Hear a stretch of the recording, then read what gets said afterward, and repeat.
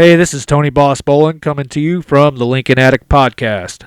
Hey, it's ODB, the Lincoln Addict, back with another episode of Lincoln Addict Podcast. If you're a return listener, thanks so much for coming back. If you're new, make sure you smash the like or follow or subscribe, depending on the application that you're using. If you're on the web or YouTube, tap subscribe. Really appreciate it. Lincoln Addict Podcast is brought to you by our two main sponsors, Devious Customs and Colorado Custom Wheels. More on them in just a little bit. This episode is a topic that I've been wanting to cover for some time, and the main topic is, of course, the title of this episode. You may have seen the thumbnail on YouTube or the artwork posted in social media, but I want to take a deep dive into the cooling systems on these MEL, which stands for Mercury, Edsel, Lincoln, really the 430s, the 462s, I guess really even the 460. I'm going to also give some tips on things that you can do, or if you're thinking about going, hey, I need to do this on my car, what else are some of those downstream effects or components that you could change. Now, this is really going to apply to like kind of a true enthusiast out there that maybe you recently purchased one of these cars, or oftentimes in social media, I'll see people comment and go, hey, it's my dream car. I'm looking for one. I want to buy one, right? So you set that goal, and maybe a few years or 5-10 years down the road, you look to purchase one of these. Maybe you'll find this content and you'll find it helpful. So it's kind of geared towards someone that has one of these cars, or in the future is looking to obtain one. Now, who this doesn't really apply for is really anybody that's going to do a motor swap. I guess you could say that some of these things apply, because really when you look at a cooling system for a vehicle, especially a classic car or something that's built in the 50s, 60s, 70s, 80s, they're typically the same, even almost all the way going up to now. There is more technology in these cars, but nowadays. But when you look back at the old school stuff, it's a kind of a basic concept. But of course, a Lincoln is a Lincoln. So we'll talk about on this episode some of those things that you need to think about, some of those things that you may need to remedy in your car, and some of the negative effects like vapor lock and whatnot that can and will happen based upon your cooling system challenges. So really this one's mostly cooling system, but it will also tie in, like I said, some fuel tips.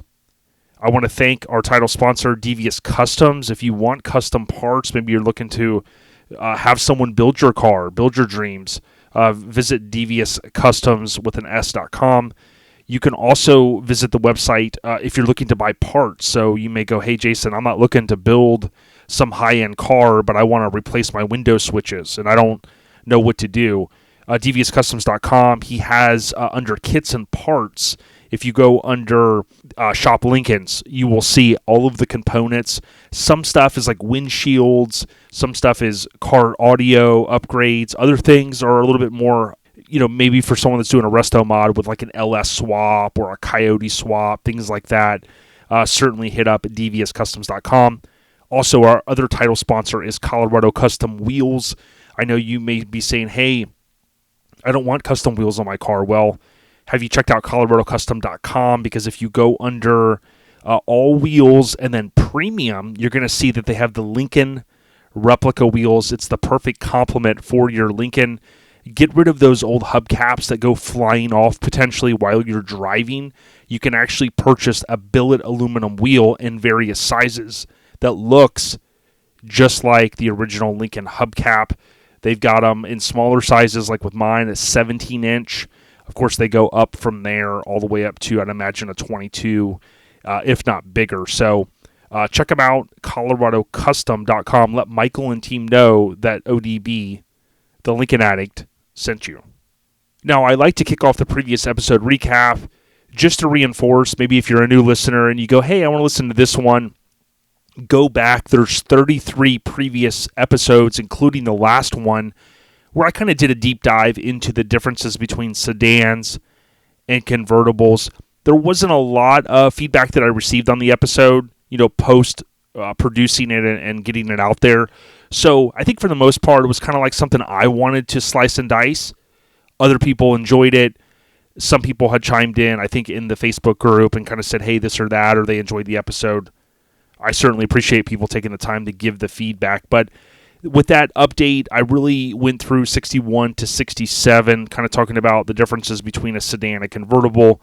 Obviously, at first glance, you often know, hey, this one has a retractable roof, this one doesn't. But of course, I go down the bunny trail of what else is different. What else were there different features and things like that?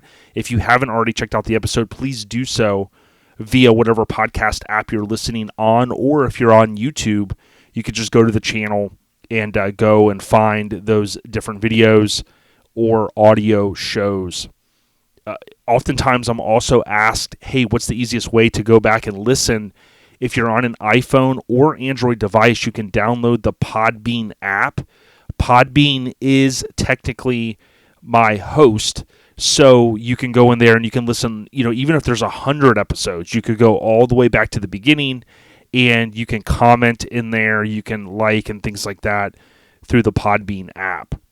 The previous episode recap is brought to you by our family over at Griot's Garage. I'm often asked, hey, what products do you use to detail your custom car or your stock car? And the answer is simple. It's Griots with an S, Griots, garage.com. Very, very good people. Right now they have a sale going on, 20% off liquid care products until 10/3. So if you're an early listener of this episode, hit up Griots with an S, garage.com and save some money. The holidays are coming. Oftentimes, people want some cleaning products or different packs, if you will, for their ride. Hit them up. Let them know that Lincoln Addict Podcast sent you. Okay, next we got the Lincoln Life Updates. This is usually just kind of a hodgepodge of anything that I see in what we refer to as kind of the Lincoln community. I think is the term that I know David Escalante and a lot of us kind of use to say, hey, the Lincoln community. The Lincoln community for years was kind of the LCOC. You'll often hear that acronym, which stands for Lincoln Continental Owners Club. That dates all the way back to the 50s. I think it was 53, if I remember correctly. So they're celebrating their 70th anniversary, going from memory this year. So big shout out to all of those guys. I know for many years, you had kind of the purists versus these, the younger customizer crowd, and it was this kind of line in the sand. And I've never actually seen any animosity. I've said this before when Tony, Robbie Reynolds and his gal, as well as myself and my wife, we all went down. Man, it was 5 years ago to Bradenton, and we went to one of the LCOC events, and we just had a great time. A lot of good people there, met some good folks. But anyways, again, I want to give a shout out to everybody. And where I was going with that is for a long time, kind of the Lincoln stuff was centered around the LCOC magazine, which you can buy into, by the way. I've mentioned this before, lcoc.org. You can go there and you can subscribe to their publication, but there's also the LCOC region. So if you hover over that, they've got the region map, just different newsletters and stuff like that for the different states and or regions. So good people. For a long time, that's kind of the main source. And then they had the lincolnforum.net, which is still a thing that I highly promote, which is good stuff. But then from there, now you have Facebook groups, you have YouTube channels, you have different enthusiasts like myself that are producing content. And then, oh, by the way, now you got a podcast. So there's been this steady incline of content over the course of time, and that kind of falls under Lincoln Life Updates. And that's where, if I see things that I want to share, I'll share them here.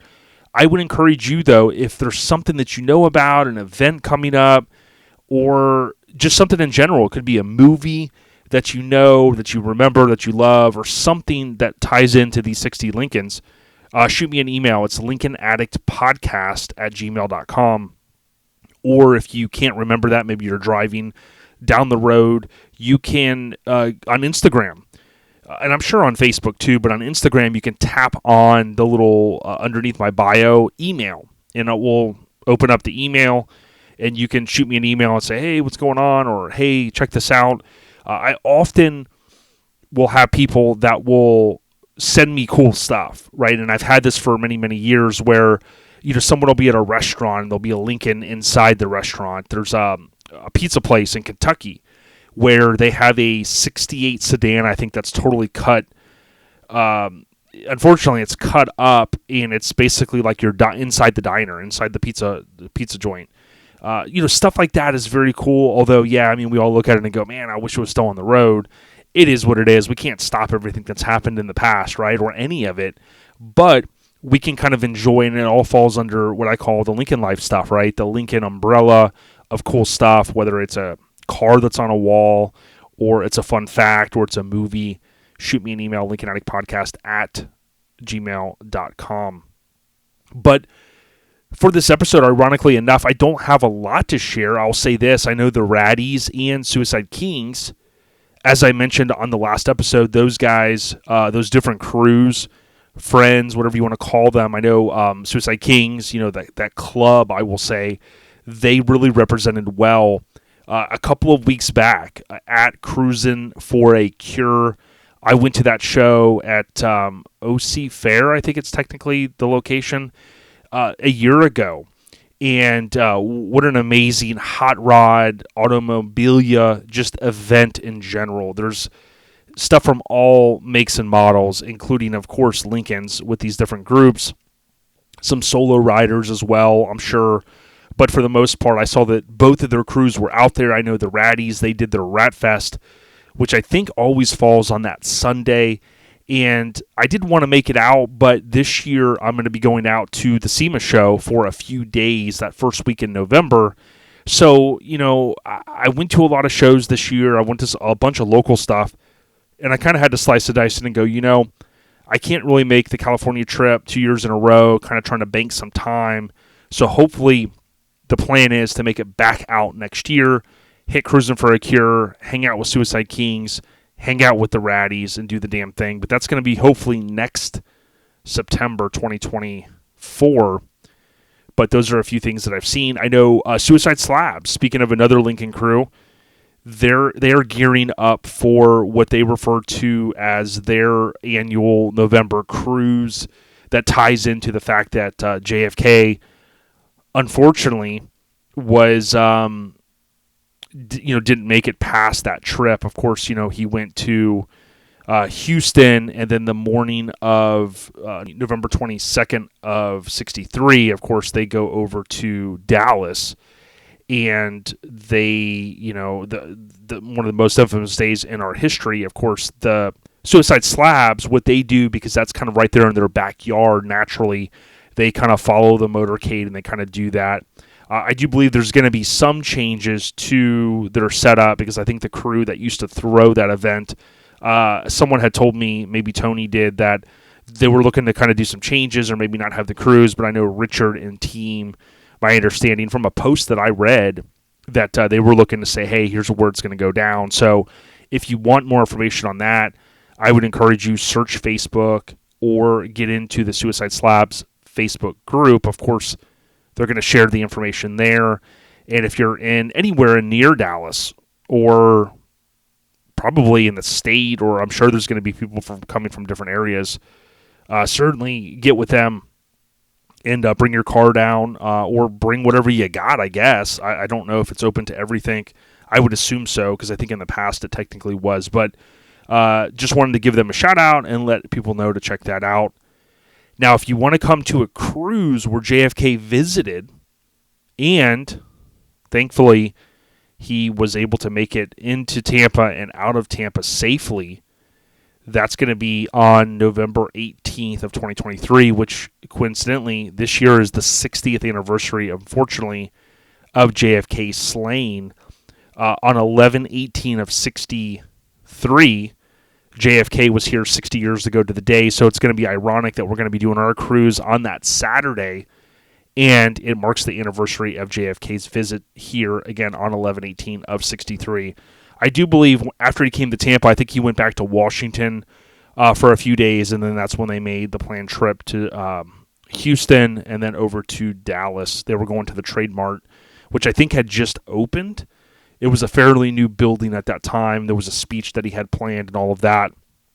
I constantly watch videos and read books and just a lot of history. And again, if you followed this podcast at all, that's kind of where the lineage that I have that goes back to the love for the Lincolns was, really seeing a lot of that footage and going, what car is that? And kind of just being intrigued by some of that stuff. So that's where everything kind of goes back and intersects, if you will, for me.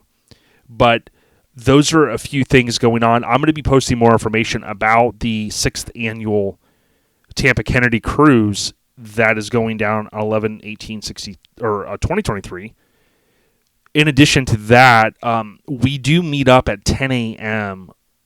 Eastern time. So what we do is we meet up for about an hour and a half, and we kind of just hang out and we kind of mingle. Some people run into the mall to get some coffee. There's a Chick-fil-A in there. There's a few things. We kind of slap hands, get to know everyone. Some of the usual suspects come out each year. I know Chris Dunn, shout out to him, and Lincoln Land. They make it out each year.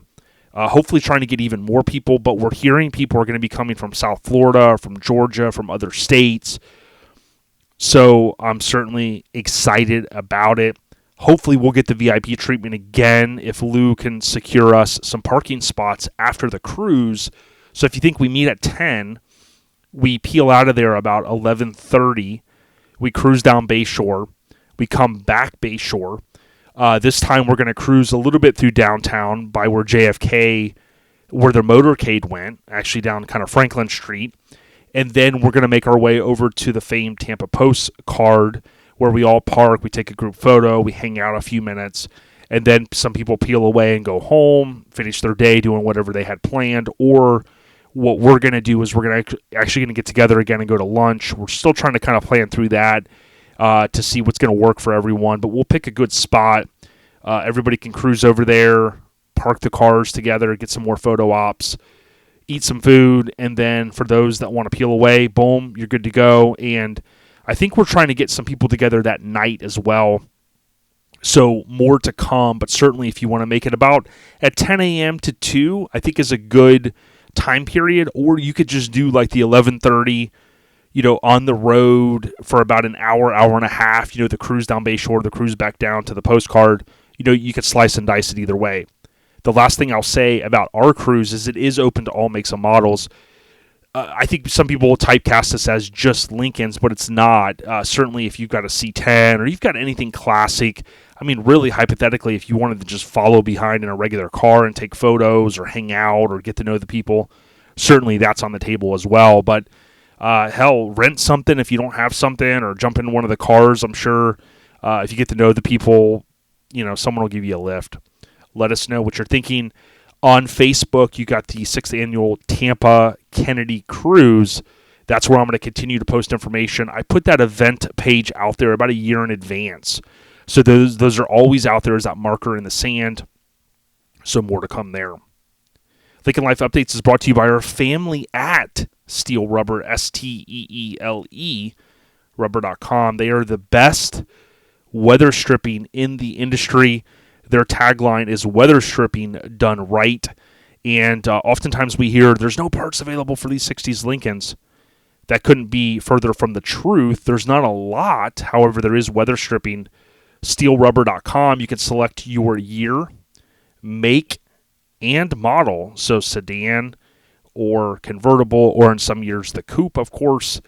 And you can see all the parts that they have available. And I often talk about if you are kind of investing in this car, maybe you want to enjoy it for some years and then eventually you want to sell it, keep the receipts, take photos and things like that of the installation of these kind of parts, because, the steel rubber not only keeps the moisture out, also keeps the ride quiet. So the more you invest in these cars, typically over the course of time, you're going to get your money back, at least in my opinion.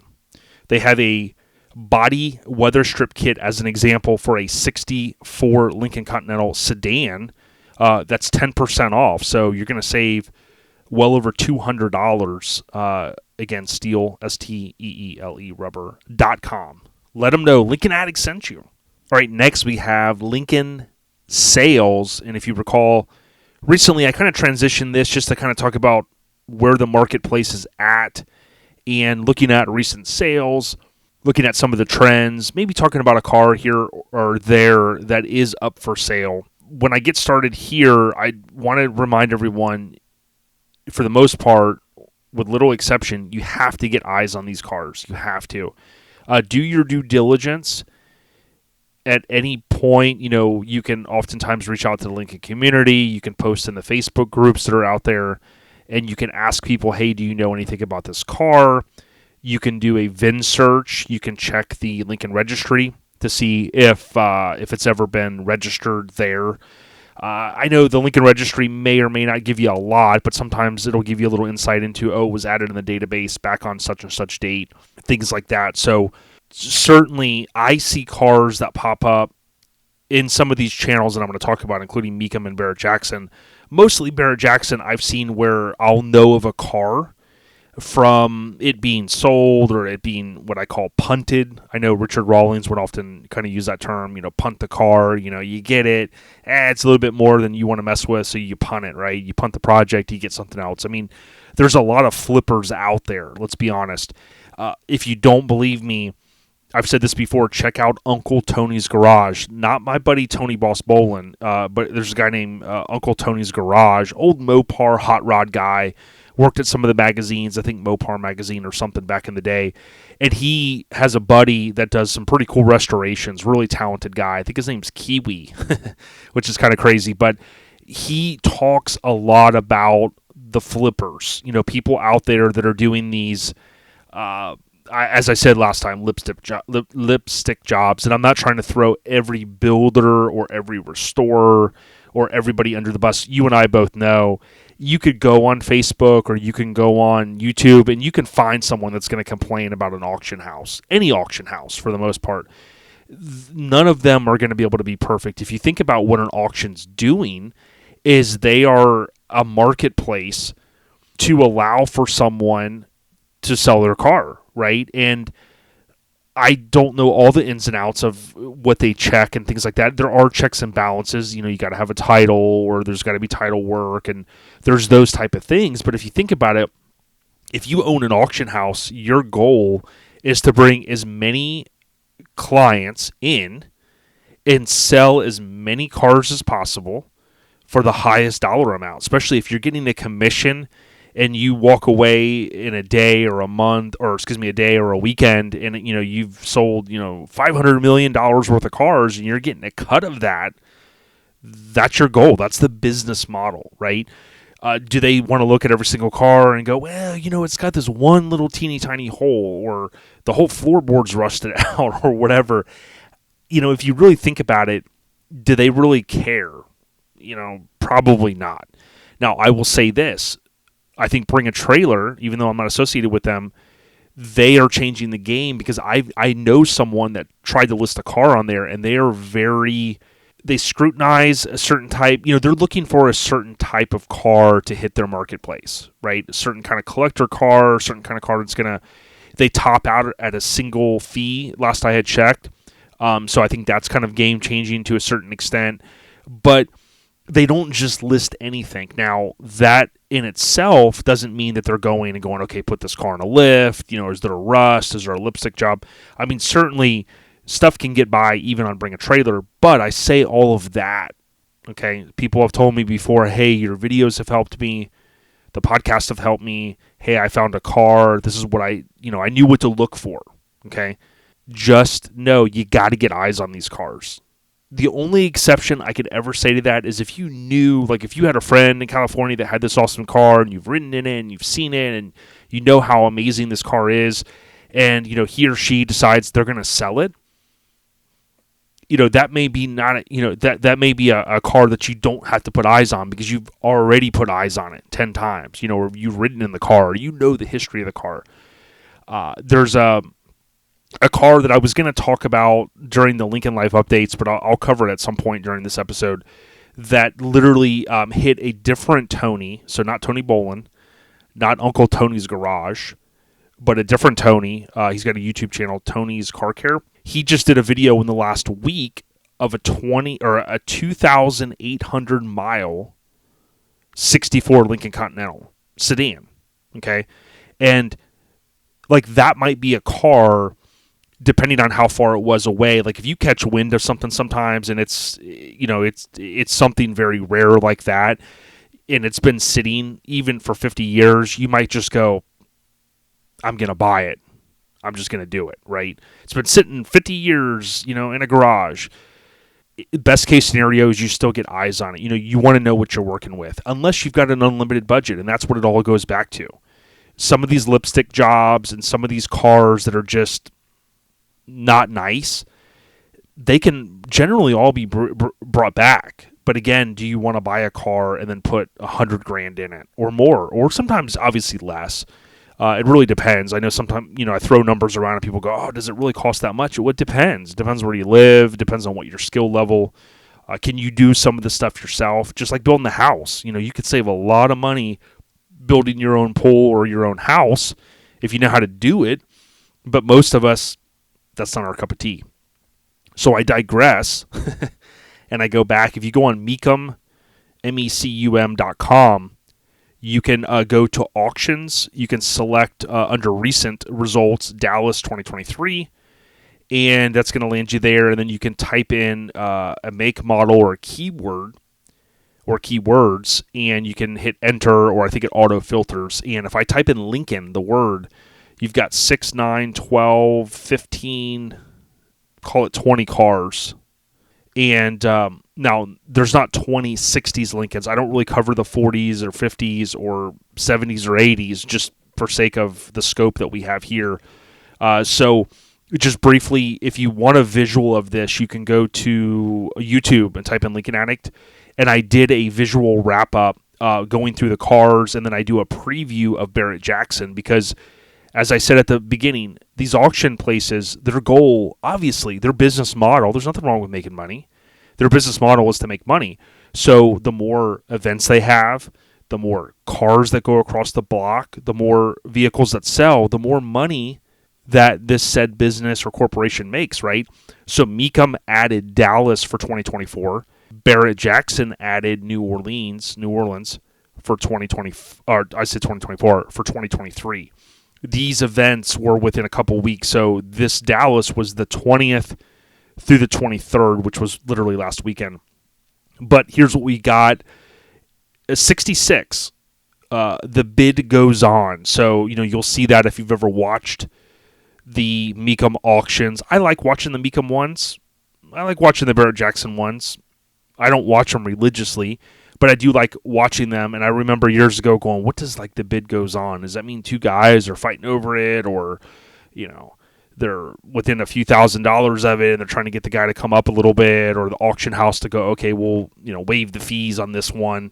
All kinds of handshake, back end deals are being cut sometimes and whatnot. But my understanding is the bid goes on, those 4 words with the ... that kind of means that it just didn't sell.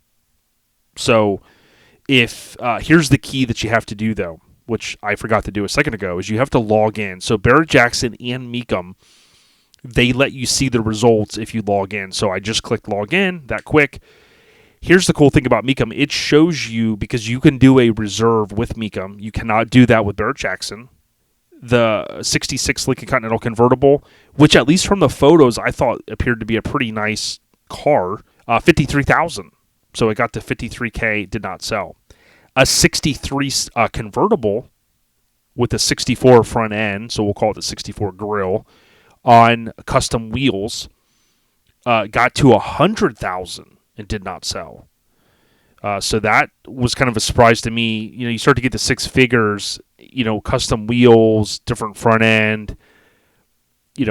Sometimes I kind of go, well, how much were you looking to maybe think you were going to get? I mean, $100,000 is $100,000. That was a bid goes on.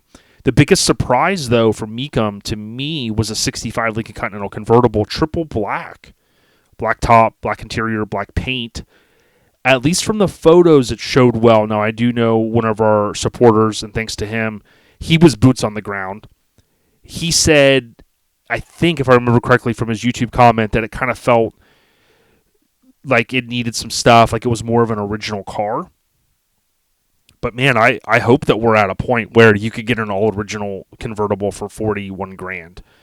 To me, that's a great deal. 65, very sought after. Black, who doesn't want a black Lincoln? I don't. Most people that kind of say, and some of you out there, there's nothing wrong with this. You go, hey, it's my dream car. I want a black Lincoln. You going to paint this car black? I get that all the time. No, I'm not going to paint it black. But a black 65 Lincoln Continental convertible that looked, for the most part, pretty nice. $40,700. Someone, I think, got a good deal on that one. As long, and I gave this disclaimer on my YouTube video, as long as it's not rusted out underneath. If that car was rusted out at 40 grand, it's a no-go. So, again, big what if, right? A 63 sedan, airbagged, custom wheels. Ready for this? $51,700. Real nice color, nice set of wheels. You know, if you want something with a little bit of a stance, low with a nice set of wheels, kind of that gangster look that everybody always uses the G word there. 51.7, pretty cool. That, by the way, had an LS3. Okay, so not all original LS3 V8 automatic trans air ride. I do got to throw this out there, even though it's not a 60s, a 79 Lincoln Continental Batmobile replica, $154,000. It was a fiberglass body, autographed by Adam West and Burt Ward. Pretty cool. It's crazy when people start going, well, I think the market's going to cool off, and you see a guy pull out, or a business or whoever bought it, $154K for a fiberglass Batmobile replica. You know, sometimes the movie and the pop culture nostalgia outrules everything. 64 Lincoln Continental convertible. I did a review on this one again on YouTube. Got to $100K and the bid goes on. I would think at 100 you just let it go, but I think maybe some people are holding out. Maybe they go, well, I have a backup plan. If it doesn't sell at Mecum, I'll take it to Barrett. But at Barrett, you can't do no reserve, and I don't know that you could get in that quick. So I don't know what the end game was. Maybe market is cooling off.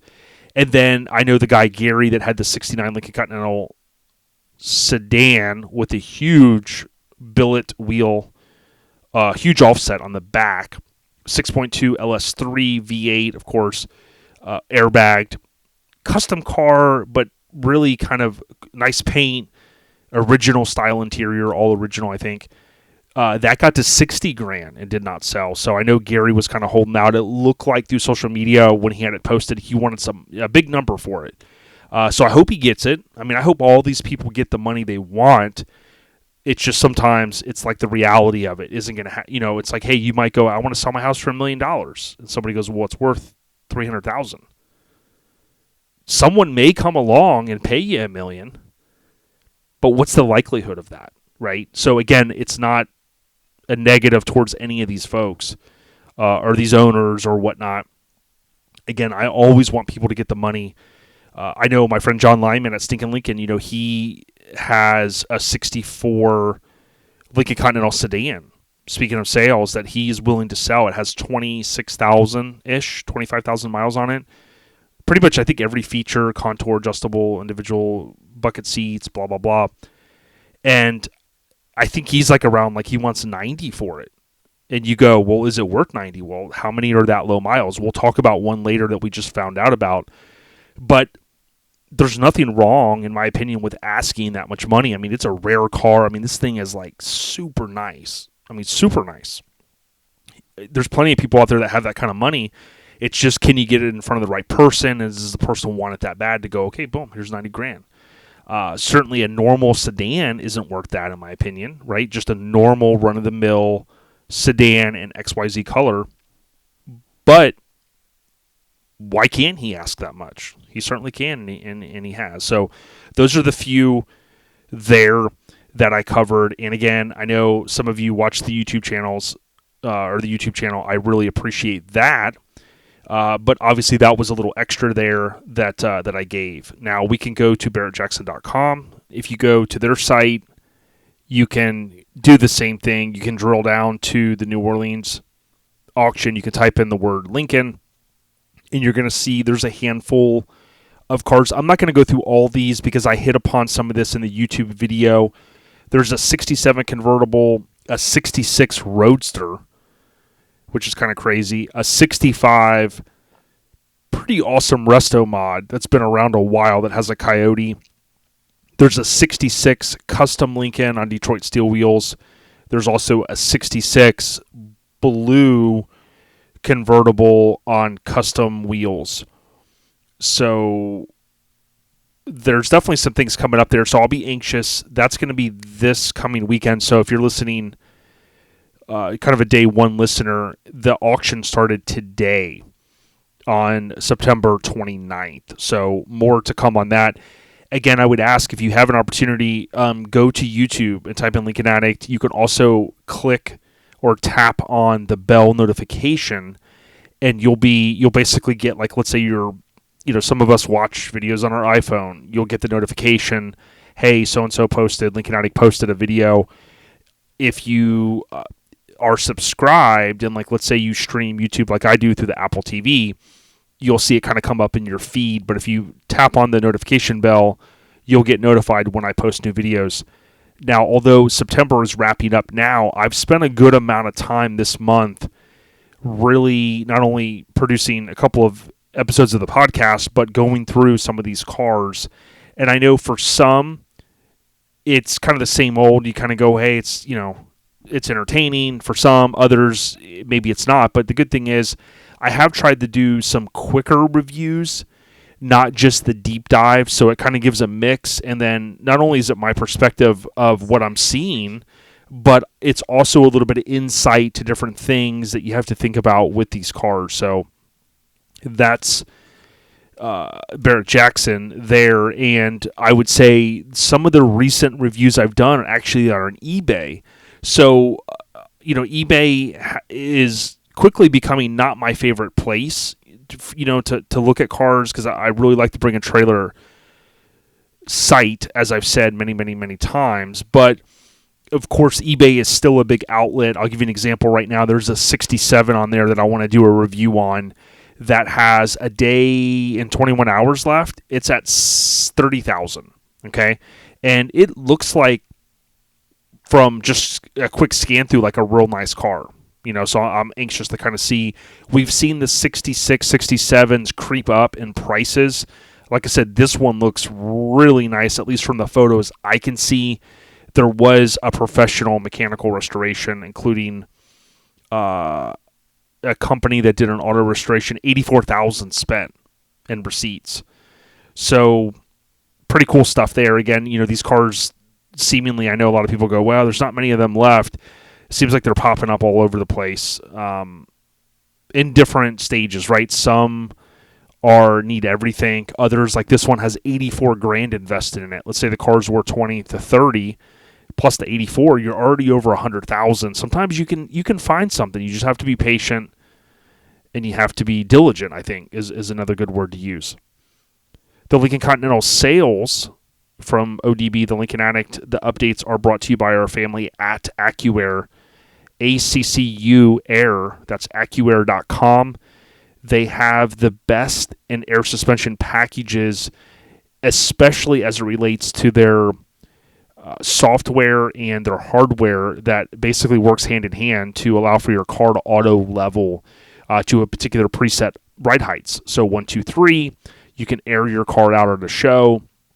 Or let's say you just want to have it where it has a little bit lower stance. You can always do that as well with adjustability through either your phone with the app, which is crazy, or through the famous touchpad that they sell. Check them out, AccuAir.com, good people. Okay, next we got Lincolns in movies, TV shows, music videos, and why not, album covers. This one I'm going to post on social media and see if anybody remembers it. It's a film called Top Copy. Topkapi? Topkapi. Now, this film is from 1964, and it features a 1963 Lincoln Continental convertible. Real nice car. this film, a lot of these older films are hard to find. You can't watch them anywhere and whatnot. You can oftentimes, in this one, there's clips on eBay, or excuse me, on YouTube. Top Copy, TOPKAPI, 1964. This film, though, was, I think part of the premises is they travel to Istanbul, if I can say that right. And there is a 63 white convertible. And you got to think about this, filming in probably late 63, 64, because I think it came out September of 64, September 2nd maybe.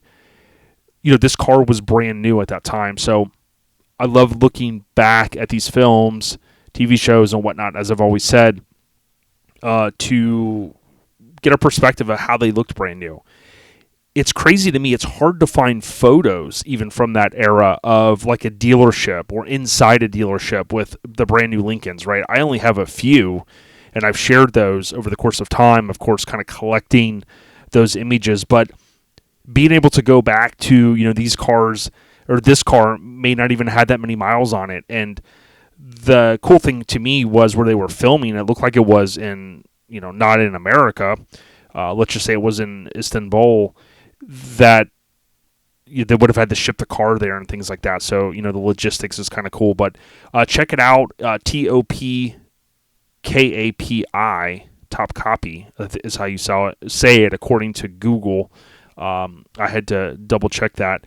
But there's a lot of different cars in it, including a 53 Volkswagen car, which is kind of cool.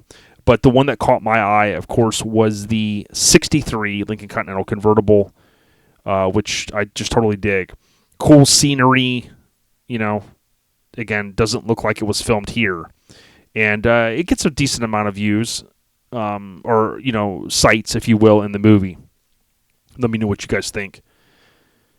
Lincolns in the movies, TV shows, music videos, and album covers brought to you by our family again at Devious Customs. DeviousCustoms.com if you want to check out some of the parts that they're manufacturing for these Lincoln convertibles and sedans. Oh, by the way, don't forget, if you are looking for Dakota Digital gauges, they also, Jeff is a verified dealer, so he can sell you the gauges for your car. They make them for the earlier Lincolns, as well as the later model in the 60s. So, DeviousCustoms.com. Next, we got Smuggler's Blues updates, as well as Rita Hayworth, and not a lot to share. I did go to our friend John in Florida, South Florida. He has a picnic called Trucks and Cheeseburgers, and it's more heavy, of course, based upon the name, on trucks, right? So the truck scene, full-size trucks, classic trucks, mini trucks. But there are cars there. There were some lowrider clubs, VWs. I had my 64 Lincoln there. Big shout out to Tom Bennett. I forget if I've already covered this, but got a chance to go down early on a Saturday, hang out with Tom. Tom's got a 65 custom convertible. Hang out for the day, go out to dinner that night, then cruise about 30 minutes Sunday to the park. Got a chance to hang out, peeled out of there shortly after 2 o'clock, got super hot, looked like it was really going to downpour a lot, and it ended up raining pretty bad. I was on the road back home 3.5 hours north by 4:30, I think, 4:30. So it was a good time. Got a chance to put some miles on the car. I haven't driven the car a whole bunch, and I need to probably cover this topic in the future on OLP, the other podcast I produce, our lifestyle podcast, talking about the mini truck scene, custom cars, stuff like that. But I'm seeing more and more people in accidents with their cars, right? Or their custom stuff, or like, man, I went out for a cruise and a guy hit me, or someone wasn't paying attention. And I do realize this has always happened. There's always been distractions in cars, back to the point of, I remember being younger, watching people just literally sitting in traffic reading newspapers, right? CDs, cassettes, smoking, eating, you name it. There's a lot of different things. But, man, I love my Lincolns, and it's like oftentimes I'm driving them less and less just because I don't want to take it out on a Friday at 5 or 6 o'clock, maybe on a weekend where there's not as much traffic. But I've also covered in the past, like this past New Year's Day, we went to the Cut Shop Cruise.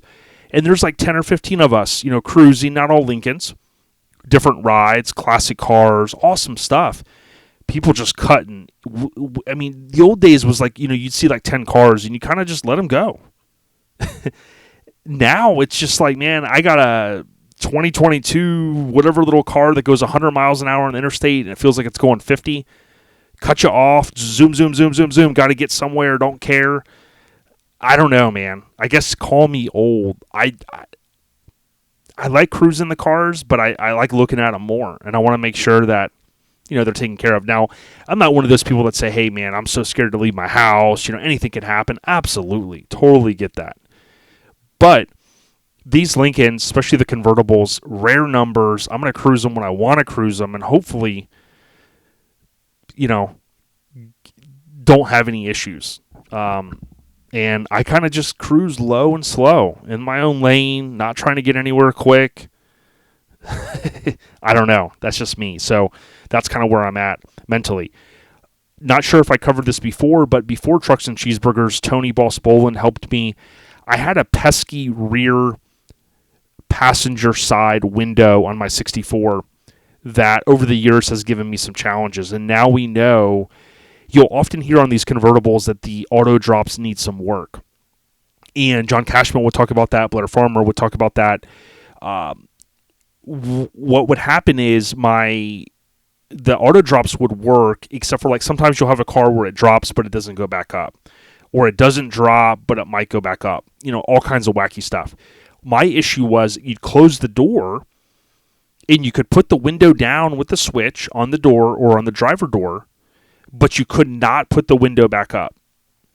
And for the course of time, you could kind of open the door and kind of shut it a little harder or whatnot, and you would get it to eventually go, okay, boom, it went up. You could hit the switch and it would go up.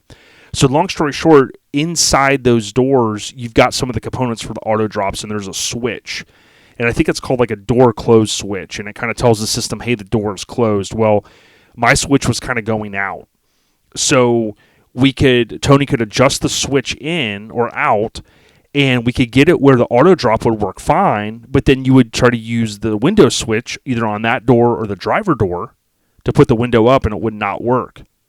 You adjust the switch more, the auto drop wouldn't work, but now you could put the window up or down on the switch. And of course, that's what I needed. I'm in Florida. My top is rarely going to be up unless it's raining.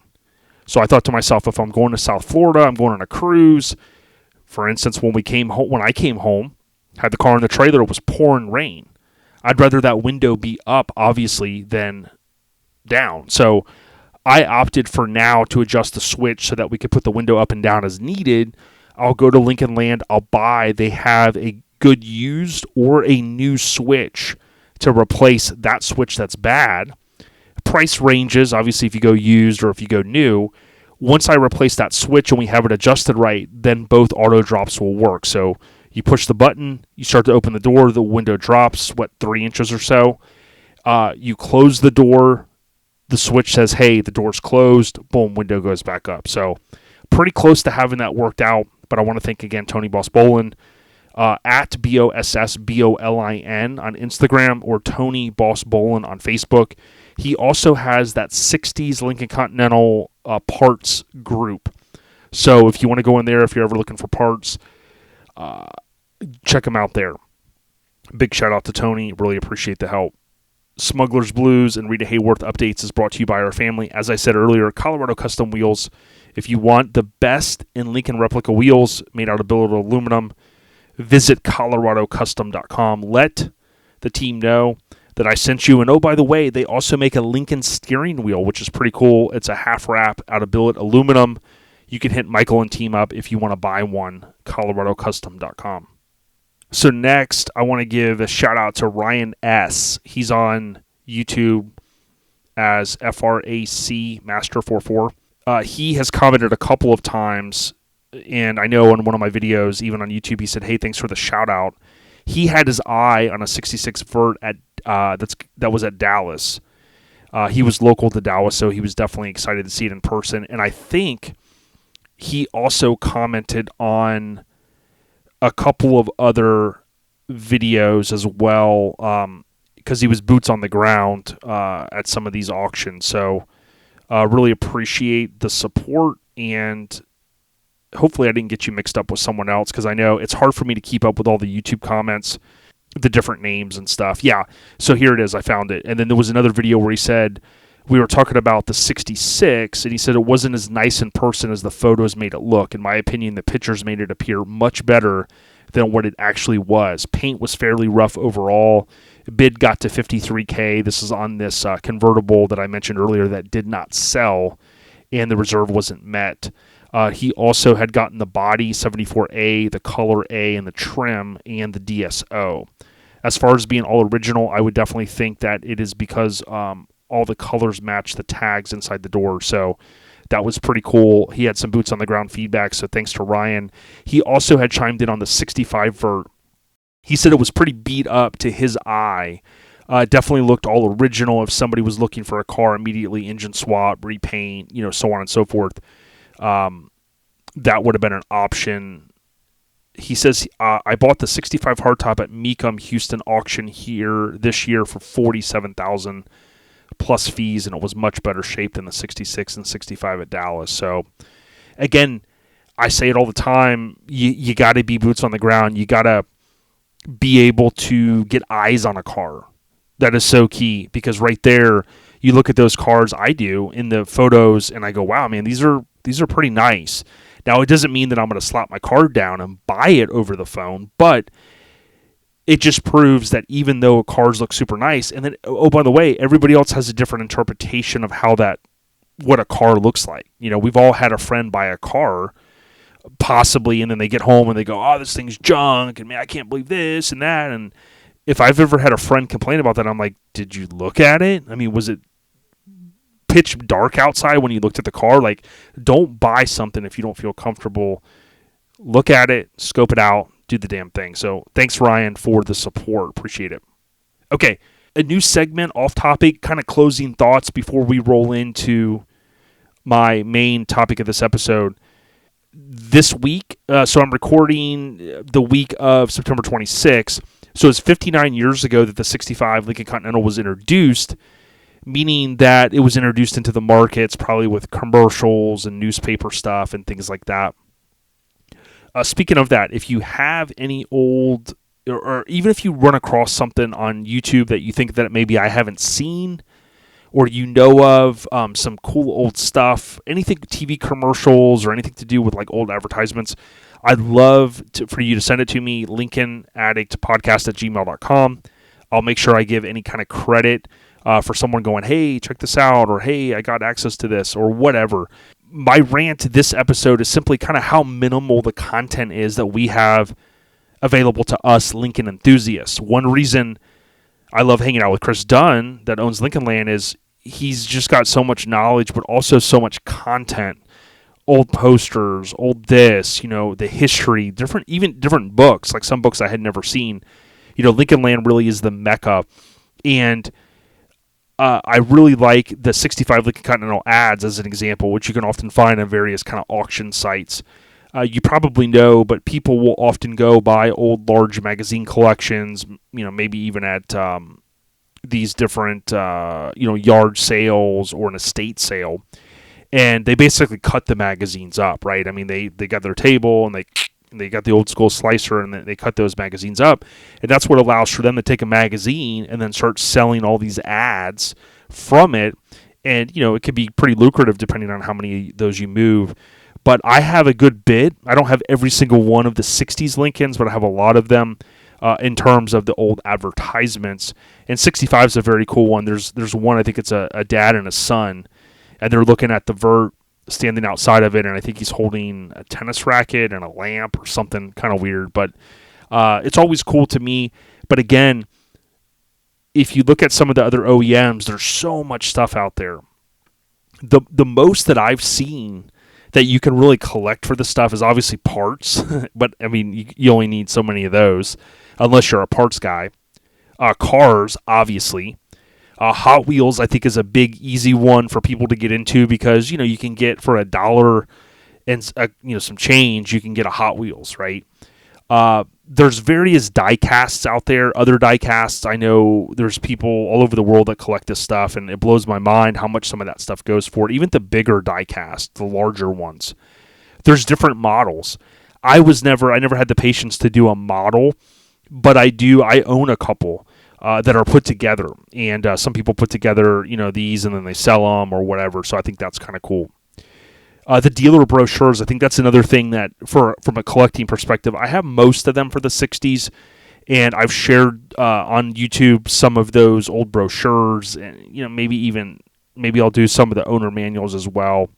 The dealership stuff seems almost unattainable anymore. Anything Lincoln-Mercury, you just don't see it very often. There are a couple of people that repop or reproduce, if you will, the old Lincoln Mercury signs, but you can kind of usually tell, like, okay, those are repops, and there's nothing wrong with that, especially if you're looking to, make your man cave or woman cave or garage cave look cooler. But just the fact that it's so hard to find anything.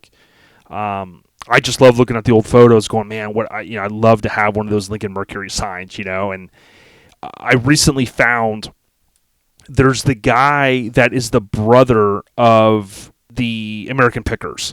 So Robert, I've always known of him, and I follow him, Robert Wolfe, Wolfe. So it's RJ Wolfe Picker, Robert Wolfe, on Instagram. Now, I bought a couple things from him in the past because, he does all this picking.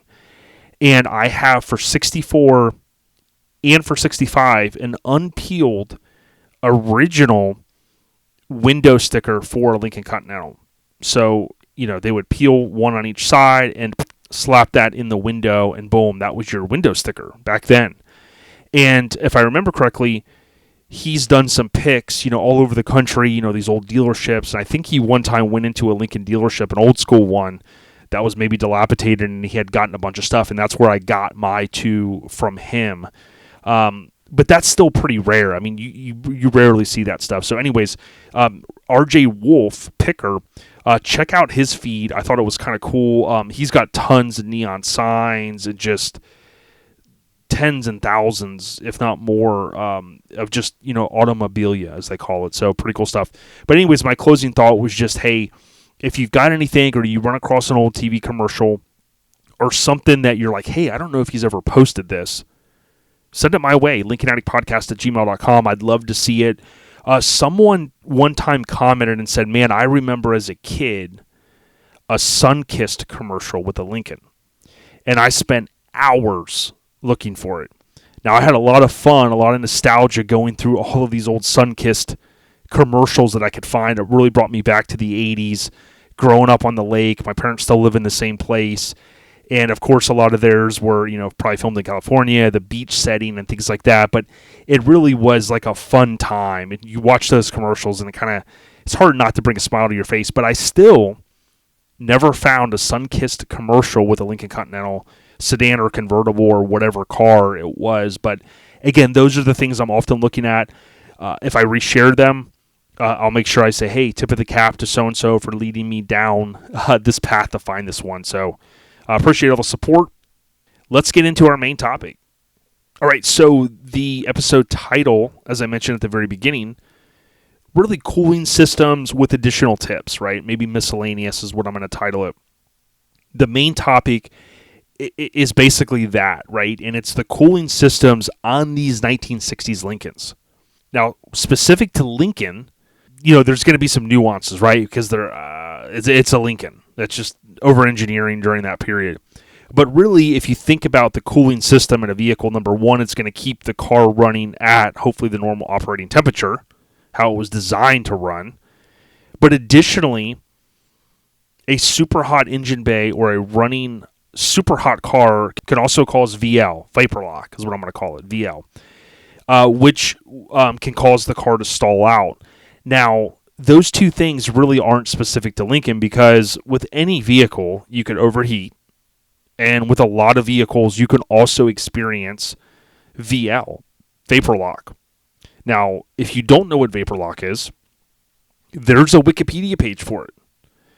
And I'm not going to go through the whole thing, but vapor lock is caused by liquid fuel changing state to gas while still in the fuel delivery system of a gas-fueled internal combustion engine. This disrupts the operation of the fuel pump, causing loss of feed pressure to the carburetor or the fuel injection system, resulted in transient loss of power or complete stalling. Restarting the engine from this state could be difficult. Basically, the fuel vaporizes because it's being heated so much by the engine or the engine bay, right? The engine compartment. This could be obviously local climate, think Arizona, Texas, California, Florida, due to a boiling point or due to a boiling point at high altitude. In regions where fuels with lower viscosity and lower boiling threshold are used during the winter to improve engine startup, continued use of the specialized fuels during the summer can cause vapor lock to occur more readily. There's a ton more information out there. But I just want to let you know, if you think about, hey, cooling doesn't really have anything to do with fuel. I guess in a way you can draw the connection, because if the car is running hot, the engine bay is getting super hot, especially on these cars. We'll talk a little bit more about it. It's going to lead to other challenges, right? Vapor lock is one of them, VL, if I can get that acronym right. Now, look, here's a high level of the cooling systems, and I am going to drill down on some key things that you need to know about these cars, that you have to do. But like one of my best friends, Paul, one of my oldest and best friends from middle school, he's a Mopar guy, by the way. He's once told me, heat is the enemy of any engine, okay? So I'm not a drag race guy. I'm not, even a street racer, right? But anybody that's been around these cars, whether you're into that kind of hobby, you're into racing or whatever, we all know that I think even just any person daily driving a car knows you can't overheat a car. It's not a good thing, right? So heat is the enemy of any engine. So if you think about a normal setup, there's an article on idolz.com, idolz.com, engine cooling system, how it works in the main components. So you basically have the radiator, right? That acts as the heat exchanger. You're taking all of this this heat, and you're transferring it, from the metal over to, basically the coolant, and it's going through this cycle, and it's going to dissipate that heat. That's the whole thought process, right? You're also going to have the water pump that basically assists once the coolant goes into the radiator. And now it's somewhat cooled off, you're going to have that cycle. The water pump pushes or sends that fluid back to the cylinder block. You're going to have a thermostat. We all have heard of those, right? The thermostat can act as a valve for the coolant, and it only allows it to pass through the radiator when the certain temperature has been exceeded. So it's really that basic concept. The way my mind always works is I kind of want to know how stuff works. And really when you sit down, if your car's overheating, you're kind of going, okay, you got the basic concept. You've got the fluid transfer from here to here. It cools down, it goes back in, it comes out hot, and it just keeps repeating, right? Rinse, repeat, recycle, whatever that whole saying is. Now you have other components, right? You have freeze plugs, you have your head gaskets. On these engines, you have your head on each side, and then you've got that gasket. That gasket is going to make sure that the coolant can pass through and do what it has to do, all these different ports, but you can't have that coolant, or you don't want it to mix with your oil, because then you're going to have other issues, right? You have your radiator overflow tank, so we'll talk more about that, and then you have your hoses. But at the same time, you could really break it down more. You've got a fan, you have a fan clutch. If it's an AC car, we're talking 60s Lincolns. You also have a fan shroud if it's an AC car. Maybe sometimes you'll even see the fan shrouds on these Lincolns without AC. I've seen them both ways. You'll have a belt. You'll have those normal things, but I think most of us kind of get where I'm going. Now, what's the difference in the Lincolns? Because, like I said earlier, it's a Lincoln. Number one, they do not have, for these 60 Lincolns, they don't have an overflow tank. They instead use an expansion tank. Okay. This also means there's no normal radiator cap, so to speak, on top of the radiator. The coolant is basically filled via the expansion tank. So if you think about on a lot of vehicles, especially newer ones. You've got a radiator cap on the right or left side when you open the hood. A lot of old school cars, they had it kind of in the middle. I don't think we really see that very often. But that's one thing you won't see on these Lincolns if it's pretty much stock. When you open it, you're going to be like, what's this little canister looking thing, right? That's the expansion tank. That does have a cap on it, and that is where you would put the fluid in, or the coolant. Now, the additional thing, if you think about what's different in Lincolns, is you have two mini thermostats, as they're often referred to as, that were used from, I think it was just 61 to 65. Someone would have to confirm, and I should have did this before I started, but I didn't get a chance. The Mel engines from 58 to 60, don't recall off the top of my head if they use the mini thermostats. They may have, but we're talking about 61 to 65 right now. In 66, with them going to the 462, they abandoned using the mini thermostats. So the mini thermostats are overkill. You do not need them. And I know some people go, well, where are they at? Okay, you have to take the water pump literally off the front of the engine. You've got, your two bolts on each side, just like a standard water pump. And when that comes off, a lot of people are just like, I don't see anything. Well, normally when you take a water pump down, you're going to see the two holes, right? The inlet and the outlet, right and left.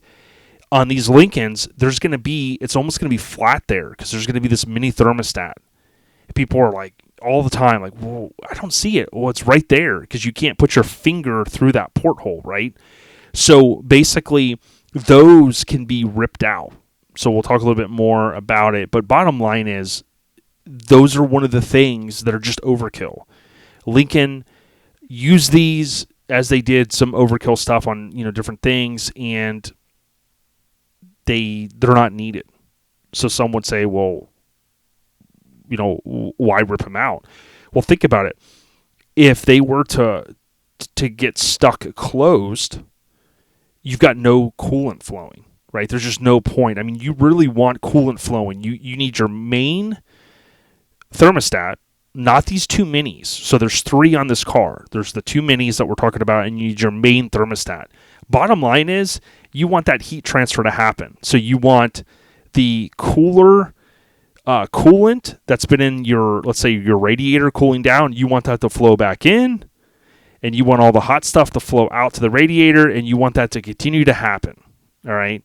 So bottom line is, I can tell you, everybody will tell you around these cars, you do not need those mini thermostats. John Cashman, Blair Farmer, Teresa, Chris Dunn, everyone will pretty much tell you.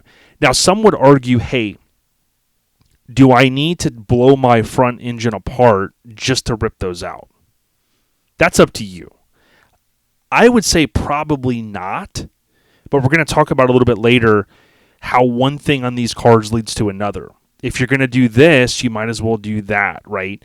So I'm not saying, hey, go jack your car up right now and start ripping it apart just to get these out. But they're something that can just go bye-bye. You don't need them, right? So that's one thing that's different. The other thing, again, going back, is there's no overflow tank. It's an expansion tank. Now, number 3, what can and tend to happen is the passages behind where the water pump mounts. So let's say you take the water pump out, you've got the mini thermostat on the right and the mini thermostat on the left. Okay, there's one on each side. Those ports can develop like rot or rust, whatever you want to call it, basically rust. And that causes, from everything I understand, the coolant not to flow the way it should. Okay, so the bottom line is, when you're swapping the water pump or you're tearing the front engine apart, or something such as, like, maybe you're going to redo your timing gear, be sure, or let's say you're going to have a mechanic do it, be sure to have them check to see how the ports look or feel, right? So sometimes you got to stick your finger and you kind of got to go, it's solid, it's all fine, right? But if you kind of feel and it starts to feel like it's rusting away, you might as well put the water diverters in. So we'll talk about that. But to me, if you're going to do some of the work and you're going to pull this apart, well, if you're going to pull the water pump off, you might as well take the mini thermostats out. And if you're going to take those out, you need to check to see if there's any rust in those inlets, right, if you will. Bottom line is, if they're nasty, go ahead and install the new ports. We'll talk about it. There's a catch. And you go, why is there a catch? Well, it's a Lincoln. Okay, this is the stuff that drives you crazy. Now, these items that you would install, so you take the mini thermostats out. Let's say you put your finger in and you go, man, it feels pretty crusty and it's pretty worn out in there and it is just all rusted out. Okay, well, at this point, you call Lincoln Land and you order water diverters. And these water diverters are made out of brass or aluminum. And they're basically installed right into those ports, and they allow for the coolant to flow better because you don't have, these rusted out pieces. So the catch is there's two different sizes. Now, easiest way to measure your opening is with a micrometer. Okay. Now, I did not have a micrometer until I ran into this and I wanted to double check. So I went to Harbor Freight and I bought a cheap one. Now, I think I was paid $20 or $30 for it. You can borrow one if you've got a buddy. But that was the easiest way for me. And I was like, okay, boom. You could also take, obviously, a tape measure or something like that to measure it.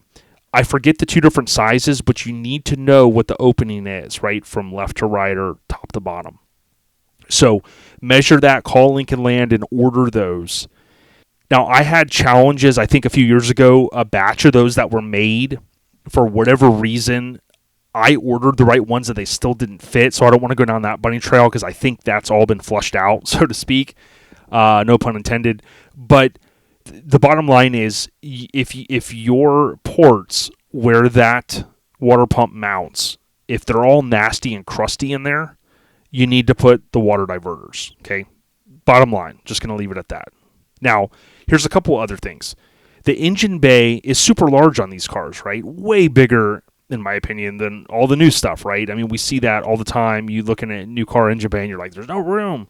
These cars, I mean, there's room for days, right? They're big cars. Where the exhaust manifolds rest at in the engine bay, right? So you got your block. You can look down, you see your spark plug wires, you see your manifold on the left and the right, okay? These engine bays get super, super, super hot, okay? If you don't believe me, get one of the, get a digital thermostat, right? The little one that you can kind of just shoot with the little laser deal and shoot it on the manifold after, let's say you drive your car and you park it, you turn it off, you get out, you pop the hood, shoot the laser right there. You're going to see. Now, granted, you could do this on any vehicle and you could go, yeah, the manifolds are going to get hot. I totally get it. But a lot of Lincoln owners will tell you that these cars, the engine bays just get super hot. As an example, one thing Chris Dunn and I do, and I know he's always done this, is like when he gets home, he'll kind of pop his hood and let some of that hot air just evacuate from the engine bay. It's not a bad thing to do. Now, if you think about where the fuel lines are coming, they're coming from the back of the car, they're coming down the driver's side, up near where the rocker panels are at. So it goes all the way down that run, and there's like a pinch molding up underneath there, and they're all nice and tucked away. When they get up to the wheel well area, they go behind the splash shield. They kind of go over where the wheel's at, all tucked away very nicely. You don't see anything. And then there's this little opening up in the engine bay, almost to the very front of the car. And you have your lines, the hard lines, they come up to there, and then you've got your hose. You have two hoses. You have the smaller one and the bigger one, and these are your fuel lines, your fuel line hoses. So you have your fuel delivery, and then you have the smaller one, which is the return line. So any fuel, hypothetically, that isn't used and sent to the carb, it can kind of flow all the way back through that. I think it's an 1/8-inch line or something like that. It's tiny. But where those two lines come in through that opening, and they go from the hard line to the fuel line, they then kind of go right over to your mechanical fuel pump, which is kind of almost directly in the middle of the car, right? In the engine bay, all the way up towards the front of the hood. From the factory, you're going to have, there's some insulation type material that are on those. And if you don't have it, you want to put something there. You can look at photos. Other people probably already have them there unless someone forgot to put them back. People also swear by those lines or that insulation because it's helping to keep the lines from absorbing some of that heat from the engine bay. Now, when I first got into these Lincolns and I learned, about the fuel pump and, and kind of understanding the mechanical fuel pumps and everything, and people talked about VL, vapor lock, I thought to myself, yeah, is it really a big deal? I mean, these people drove these cars back in the day. They didn't have an issue. But it's really a thing. Now, Carter stopped making the 3-port fuel pumps for whatever reason, I don't know. And I've talked about this in my videos. I've even reached out to Carter one time, and I was like, hey, I got a question. Why did you guys stop making them? Oh, we still make them. They sent me a photo, and it was a 2-port with a T in it. I'm like, that's not the same. People swear by the 3-port Carter mechanical fuel pumps. Now, I've seen people have a 2-port with a T that has the return line teed into it, and they never have an issue.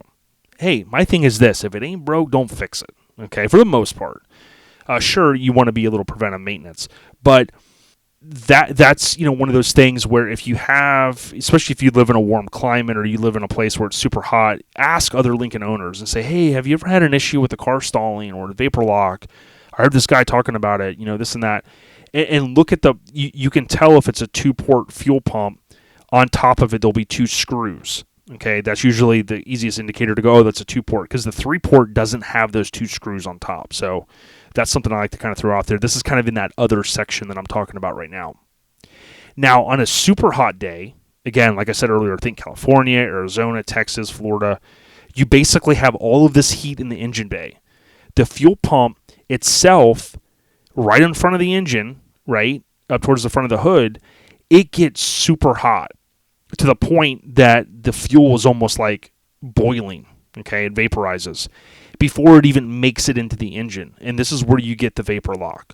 I had this issue in my 64 when I first got it running and driving years ago, and we drove it on a cool cruise, and it was even a nice, cool evening. We actually went over and hung out with some people, and then we did a quick cruise through Clearwater, and then boom, we were like, hey, let's get out of here. Too many tourists. And driving down the highway, totally fine, because you got that flow coming across the radiator, and it's kind of trying to do its thing. You come to a red light, that thing's wanting to conk out. And my friend, TC, shout out to her, she kept telling me, and I was still learning some things at that time, she said, hey, I guarantee your radiator is totally clogged. You're not getting that flow that you need.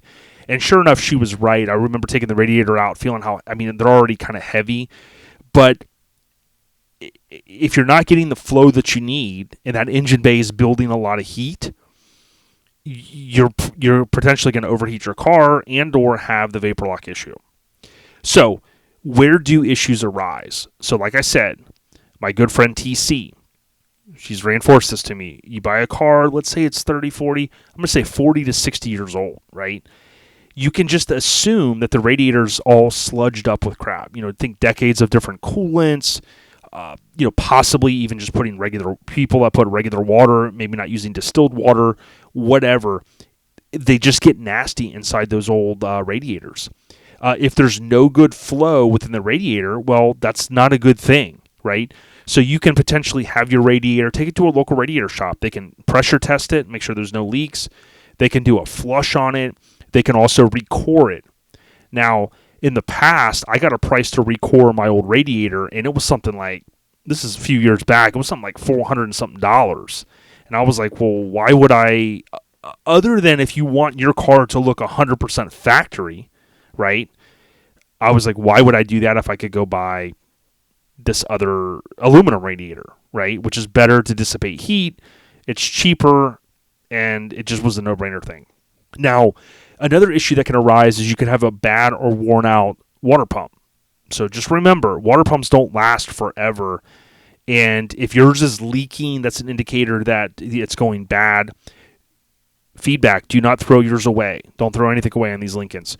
If you need to get another one, call Lincoln Land. They're going to ask you for the core. You have to send yours back. You can rebuild them. They're a pain in the ass. They can be rebuilt. I wouldn't do it myself. I've seen someone do it. It's a pain. Just hit up Lincoln Land and get another one. The mini thermostats, I talked about those earlier. Take those out.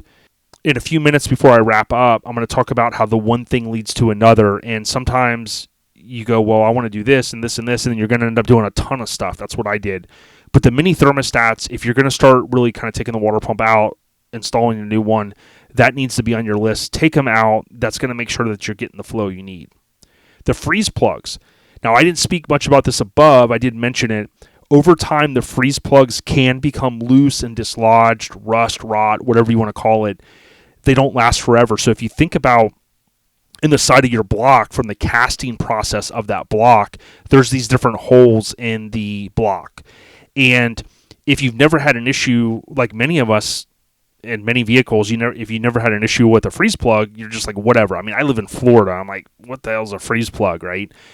And what can happen is if those freeze plugs kind of rot out or rust out, you'll start to leak coolant. And I know, like, if a few people I know that have had issues on these cars where trying to change a freeze plug while the engine's in can be a pain. I mean, obviously it's easier if you have a lift and things like that, but that is an issue that can arise. And if you're pissing out coolant and you're leaking coolant, that's not a good thing, and it can lead to other stuff. But yeah, freeze plugs, of course, that's something that if you were going to take your engine out and have it all redone, that's something that's going to get redone. They're going to put new freeze plugs in, and that's what Tony and his dad did on my 64.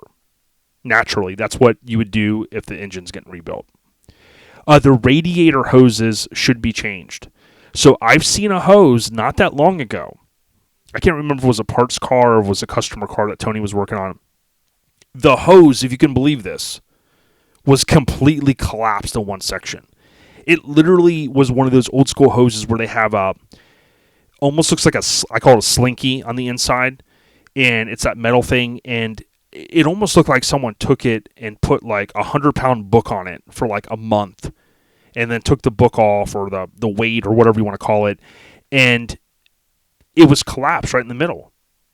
And as soon as we took it apart and we were looking at it, we're like, well, this is not good. Again, that flow, nobody would say, hey, yeah, that's a good thing. So change your radiator hoses. There's a few different brands out there. You can buy, I forget the main brand, if it's Gates, I can't remember the name, but go to your auto parts store and don't get the ones that are the universal ones that you twist. They literally make the same ones that are pre-bent and replace those bad boys. Okay, thermostat. Now, there is a great debate over the thermostat, okay, on what the right one is. Some swear by running a higher or lower temp thermostat. I always try to think, hey, these cars back in the day, people turned the key, they drove the cars, they parked them. You know, they didn't have, this argument back then, right? The stock thermostat is what I run. I want to say it's a 185. And I know some people that they think that's crazy, and they're like, no, I run this, and I never have issues. Look, they're your cars, or potentially a car that you're going to buy in the future. You can do what you want. But what I would say to do is get one of the maintenance manuals. You can buy these on eBay. You can buy an original one, or you can buy a repop.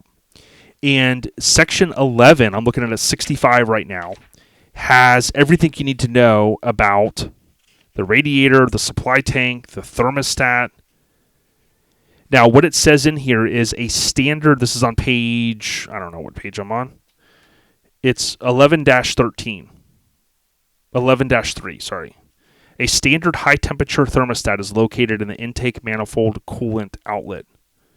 When non-permanent type antifreeze is to be used in the cooling system, the high-temperature thermostat must be removed and replaced, this is getting kind of technical, by a low-temperature thermostat to eliminate the possibility of the cooling system boiling off the antifreeze.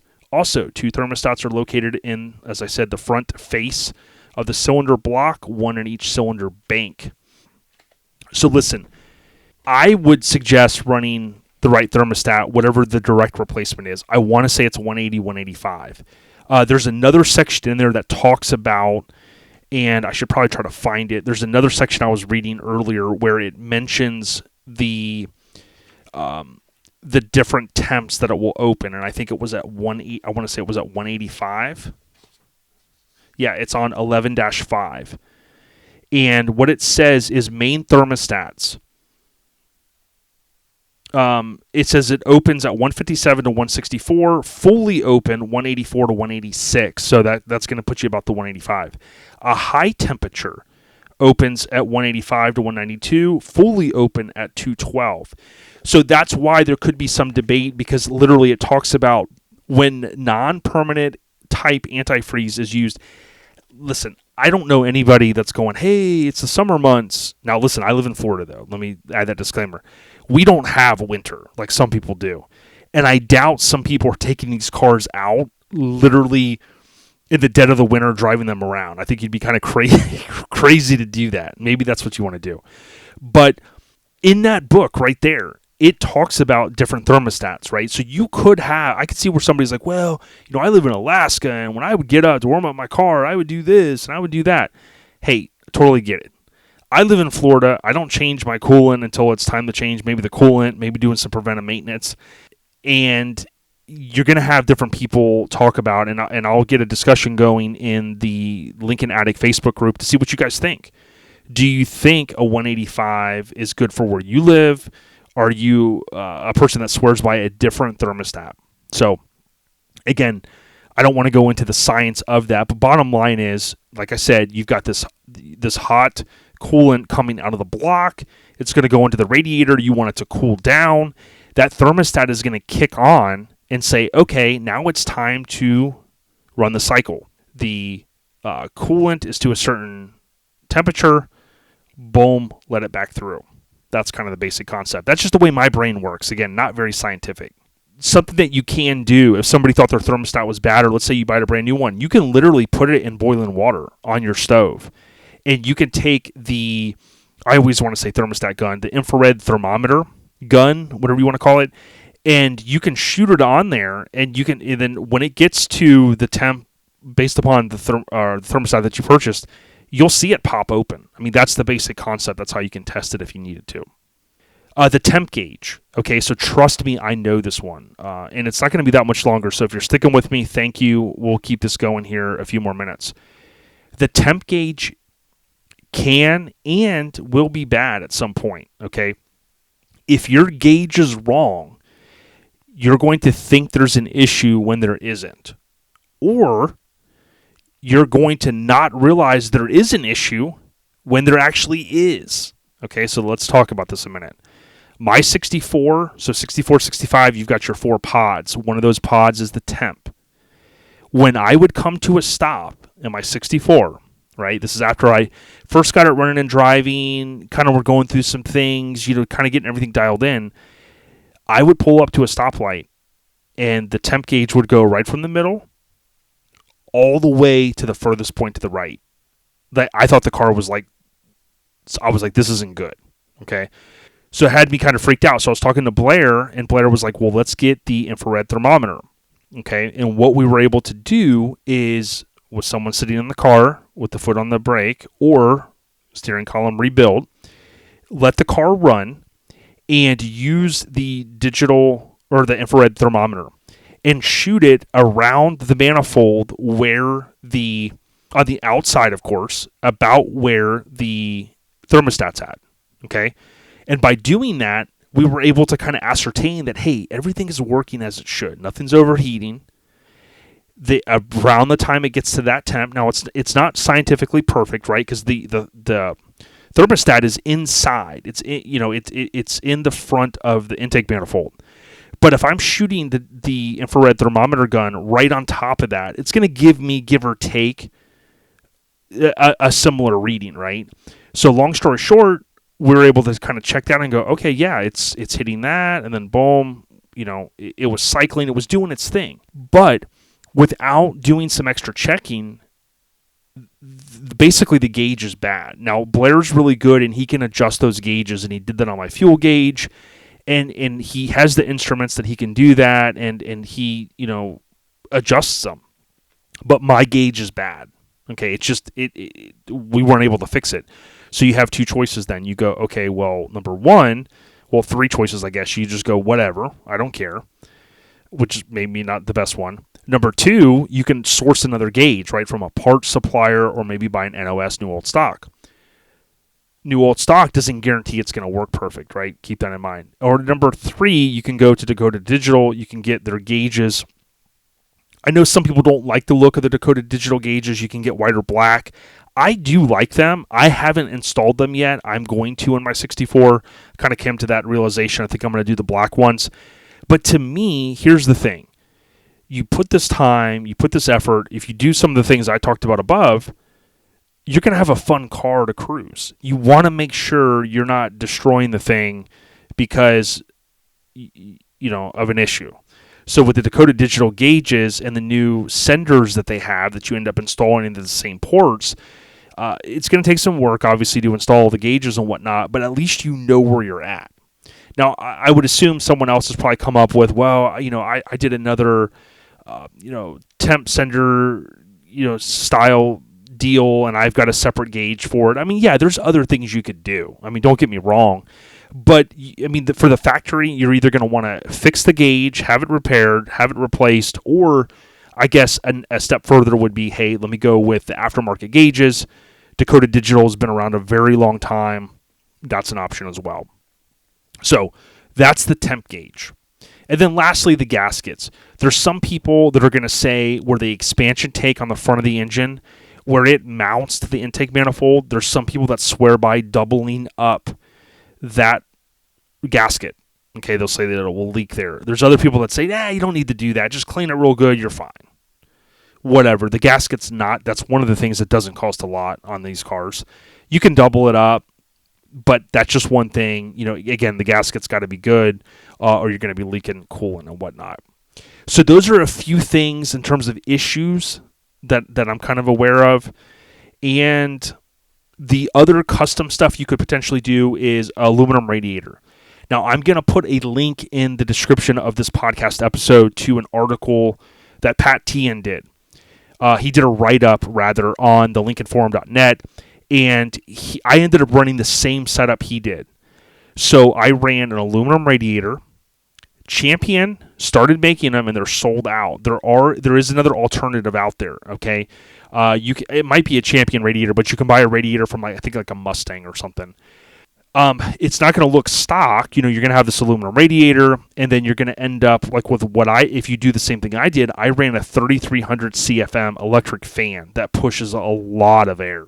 Okay, same one Pat ran. You end up running an overflow tank, but what happens is the radiator that I have, it doesn't have a cap on it. So I guess hypothetically you could leave the expansion tank, but I eliminated the expansion tank, and I have the water neck comes right out of the intake manifold. You have a little bit of the hose, then you have an inline filled where you have a cap, and then you have another piece of hose that goes into your radiator. So not 100% factory accurate, totally get it. But I will tell you this, knock on wood, my car has been fantastic since I did all that stuff. So from a custom standpoint, you've got the option of the aluminum radiator. If you could find one with a fuel filler neck or with a coolant filler neck, then you wouldn't have to do the makeshift thing that I did, that Pat did. But that's going to be all in the article. I think he even put the part numbers, and he bought it through Jegs or Summit. All the stuff, boom, came in one box. You could remove the expansion tank, which, again, I know not everybody swears by. Other people will tell you, hey, you don't need it. Other people will say you're crazy for removing it. I've removed mine through that process I just mentioned. Never had an issue. Electric fan or fans, I have one. I looked at all the reviews on Summit, and for that 3300 CFM fan that I have, so many people said, man, I had issues with my insert whatever type of car. Chevy, Ford, Lincoln, whatever. And after I got this fan, I had no issues. Like, you had people with I take my Camaro to the track, and I could not get this thing to stop overheating. Boom, this fan did it. So, Pat, thank you for recommending that fan that you did to me, because I tell you what, although it's not factory accurate, I know some people don't like that, I enjoy driving my car. Even though what I said earlier, I don't want to mess up my car while I'm driving it, I do enjoy driving it, and I want it to stay cool, and that fan has really helped me. So, in closing, something to think about. When starting a project on your car, one thing is going to lead to another. So this is kind of my closing thought. Let's say you plan to replace, as a guy commented not too long ago in the Lincoln forum. He said, hey, I want to do my timing gear. Anybody got some feedback for me? So I said, well, hold on. if you're going to do your timing gear, right, the timing gears, you're going to start taking things apart. Maybe you're going to pull the radiator. You're going to have this out. Why not replace the water pump? If you're going to replace the water pump, because it's all going to be off, why not remove the mini thermostats? Well, that's going to automatically lead to cleanup and new gaskets, right? But if you're going to do this, do you then maybe say, you know what, I'm going to have the whole front of the engine pulled apart, or the shop down the road is? Do I maybe replace the oil pump and the oil pump rod? Okay, there's a hardened oil pump rod. I'll go over that in the future. And you go, well, might as well do that, right? Do you see where this leads to, right? If you're going to do this like I did, it's, you're going to end up going, well, man, I might as well. And before you knew it, that's why I pulled the engine on my 64. I said, if I'm going to do all this, I want to do new freeze plugs. I want to, get the intake manifold hot tanked, and then I want to get it powder coated, or I want to get it painted. I want to get it cleaned up. I want to do this. And it all leads to pulling the engine, right? So again, I know that's not going to be for everyone, but you have to think about, if you're going to do this, what else should I do? And to me, there's no point to do the timing setup without going, you know what, let me just throw on a brand new rebuilt water pump. Okay, boom, it's done. Because if you pull that stuff apart once, you don't want to do it again in a year or in 2 years. Kind of future-proof yourself a little bit. Now, I did do a video on my YouTube channel in the past where I kind of talk about some of the same stuff as I'm looking at a 462 sitting in my shop at my house. So I kind of give you a little bit of visual to say, well, if you're going to do this, you might as well do that. And that's where the whole thing starts to kind of go downhill from there. John Cashman told me a story years ago. I'll share it in the future, the whole story. But he kind of talked about an issue that he was having with his car overheating. And bottom line, it was the people that he bought the exhaust from. The younger person that had, I guess, in built the exhaust, they had put maybe the resonators backwards, or they did something where basically the exhaust wasn't exiting the vehicle. Okay. And John was like scratching his head. He had all this new exhaust put on. He goes, man, the car's overheating, whatever. But the reason why I say that is it can be the wackiest thing sometimes. So you have to really peel back the onion, and you have to kind of go, well, wait a minute, let me check this. Well, is my radiator hose collapsed? Well, let me do this. These have mini thermostats. I wonder if those are, frozen and it's not getting the coolant. Like, you have to go down that bunny trail. And sometimes when you do, like John had to figure out, it took him a while to go. I mean, John's the Lincoln god, man. He's the guy, right? I mean, he worked on these cars for a long time, traveled the country, made a career out of it. But even John was scratching his head when he told me the story. He's like, what the hell? I think it was a coupe. And he's like, what the hell's going on? And it was something that wasn't even factory. It was like, he got the exhaust replaced, and it was like the person that built it did something weird, and the exhaust wasn't flowing out the way it was supposed to. And it was an issue. So, again, don't beat yourself up sometimes. You just got to stop, think it through, start taking things apart, unfortunately, and try to figure it out. These cars are 60-plus years old. They're not going to be perfect, certainly. I hope that you enjoyed the episode. I know I probably forgot some stuff. I kind of rambled on a little bit.